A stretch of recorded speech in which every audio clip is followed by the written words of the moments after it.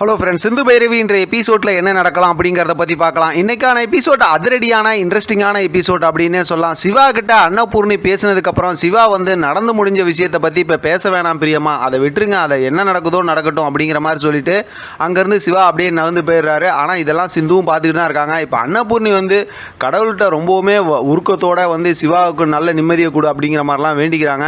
இப்போ சாமிக்கிட்ட அந்த மாதிரி பேசிக்கிட்டு இருக்கிறத பார்த்தோம்னா சிந்து இந்த பக்கத்து இருந்து பார்த்துட்டு ரொம்பவுமே கண் கலங்கி போகிறாங்க. இப்போ சிவா கிட்ட அன்னபூர்ணி அம்மா உங்க மேல இந்த மாதிரி ரொம்பவுமே கவலைப்படுறாங்க, அது என்னால் பார்த்துக்க முடியல, உண்மையை சொல்லிடணும் அப்படிங்கிற மாதிரி சொல்லும்போது இப்போ சிவா மறுபடியும் நீ உண்மையை சொல்றதுனால உனக்கு மட்டும் நீ நிம்மதி கிடைக்குதுன்னு நினைக்கிறியா, அந்த பிரச்சனை முடிஞ்சிடும் நினைக்கிறியா, குடும்பத்தில் என்னெல்லாம் நடக்கும் தெரியுமான்னு சொல்லிட்டு எப்பயுமே பேசுவாங்களா அந்த டைலாக்கை மறுபடியும் எல்லாம் ரிப்பீட்டடாக பேசுகிறாங்க. நீ ஒரு போதும் பார்த்தோன்னா உன்னை நான் கடத்திட்டு போய் கல்யாணம் பண்ணேன் அப்படி அந்த மாதிரி தான் சொல்லி சொன்ன பொய்யை நீ சொல்லிடாத அந்த விஷயத்தை அப்படிங்கிற மாதிரி சொல்லும்போது அதை பார்த்தா பேசிக்கிட்டே இருக்காங்க. டக்குன்னு கதவை திறந்துட்டு ஐசு உள்ளே வந்துடுறாங்க. காஃபி எடுத்துக்கிட்டு பார்த்தா இவங்க கேட்டுட்டாங்களோ அப்படிங்கிற மாதிரி ரெண்டு பேருமே பயந்துடுறாங்க. இப்போ காஃபி கொடுத்துட்டு ஐஸ் அங்கேருந்து போயிடுறாங்க.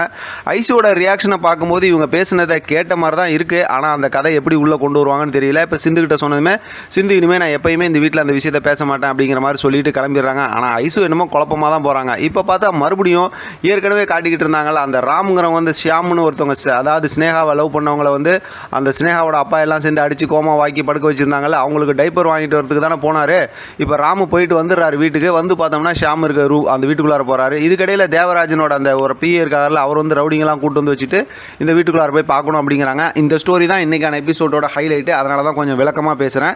அடுத்து பார்த்தோம்னா ராமு அந்த ஷாம் கிட்ட பேசிக்கிட்டு இருக்கும்போது ஷாமுக்கு பார்த்தா சுயநினைவு வந்தது, கண்ணு முழிச்சிடுறாரு. அந்த சந்தோஷமான செய்தியை டாக்டர் கிட்ட ஃபோன் பண்ணி சொல்லிக்கிட்டு இருக்கும்போதே இங்கே தேவராஜனோட அந்த ரவுடிங்கெல்லாம் உள்ளே அந்த ராமை அடித்து கீழே போட்டுட்டு இந்த ஷாமை தூக்கிக்கிட்டு வெளியில் கிளம்பிடுறாங்க. பின்னாடியே பார்த்தா ராமும் துரத்திட்டு போகிறாங்க. இப்போ பார்த்தோம்னா அந்த அதாவது ஷாமை கொண்டு போய் ஒரு தேவராஜன் சொன்ன ஒரு வீட்டில் வச்சிடறாங்க. இதுக்கிடையில் பார்த்தோம்னா அந்த ஷாமுக்கு சுயநினைவு வந்துருச்சுங்கிறத தேவராஜன் சொல்கிறாங்க. தேவராஜன் அப்படியே அதிர்ச்சி ஆகிறாரு. எந்த வீட்டுக்கு கூட்டிகிட்டு போனாங்களோ அந்த வீட்டுக்கு முன்னாடி ராம் நிற்கிறாரு. அதுக்கப்புறம் அதை காட்டல.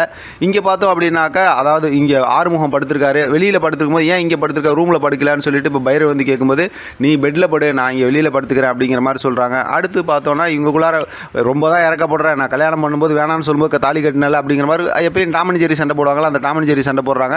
இதுக்கிடையில் பார்த்தோம் அப்படின்னா சிவா அந்த ஸ்னேகாவால் ரொம்ப கஷ்டப்பட்டு இருக்கான். எப்போ தான் அந்த பிரச்சனை தீருமோ தெரியல. ஆனால் எனக்கு என்ன குழப்பம் அப்படின்னா சிவா நான் ஸ்னேகாவை லவ் பண்ணுறேன்னு சொல்லிட்டு எப்படி சிந்துவை கொண்டு போய் தாலி கட்டினாங்கிறதா ஒன்றுமே புரியாத குழப்பமாக இருக்குது.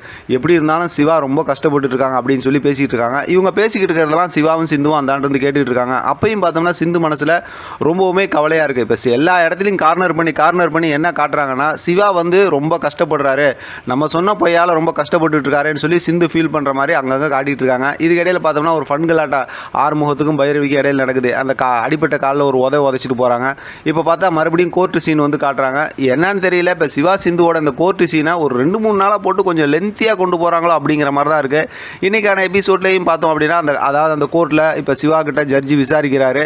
சிந்து என்னன்னா இப்படி சிவா ஸ்னேகா என்னன்னா சிவாவை சிந்துக்கிட்டு இருந்து பிரித்து என் கூட சேர்த்து வைங்க அப்படிங்கிற மாதிரி சொல்கிறாங்க. அதுக்கு சிவா இருந்துக்கிட்டு நான் ஸ்னேகா கூட சேர்ந்து வாழ முடியாது, இதுக்காக என்ன தண்டனை கொடுத்தாலும் பரவாயில்ல அப்படிங்கிற மாதிரி சொல்கிறாங்க. இப்போ ஜட்ஜி நீங்கள் ஜெயிலுக்கு போகணும், அது இல்லாமல் ஜீவானம்சம் கொடுத்து நீங்கள் ஸ்னேகாவை டைவர்ஸ் பண்ணிட்டீங்கன்னா ஸ்னேகா கூட சிந்து டைவர்ஸ் பண்ணிட்டீங்கன்னா ஸ்னேகா கூட சேர்ந்து வாழலாம் அப்படிங்கிற மாதிரி எல்லாம் சொன்னாலும் சிவா முடியவே முடியாது அப்படிங்கிற மாதிரி சொல்லிடுறாரு. இப்போ ஒரு கட்டத்தில் பார்த்தோம் அப்படின்னாக்கா சிந்துவை கூப்பிட சொல்கிறாங்க. இப்போ சிந்துக்கிட்ட உங்கள் மனசில் என்ன தான் இருக்குது உண்மையை சொல்லுங்கள் அப்படிங்கிற மாதிரி ஜட்ஜி கேட்குறாங்க. சிந்து இப்போ சிவாவை அப்படியே பார்த்துட்டு இருக்காரு. ஸ்னேகா அந்த போட்டு அப்படியே ரொம்ப ஆக்ரோஷமாக நிற்கிறாங்க. அதோட இன்றைக்கான எபிசோட் முடிச்சிருக்காங்க. பார்க்கலாம் அடுத்து என்ன நடக்குதுன்னு. இதை பற்றின உங்களோட கருத்து கமெண்ட் பாக்ஸில் தெரியப்படுத்துங்க. தொடர்ந்து ஆதரவு கொடுங்க. தேங்க்யூ ஃப்ரெண்ட், தேங்க்ஸ் ஃபார் வாட்சிங்.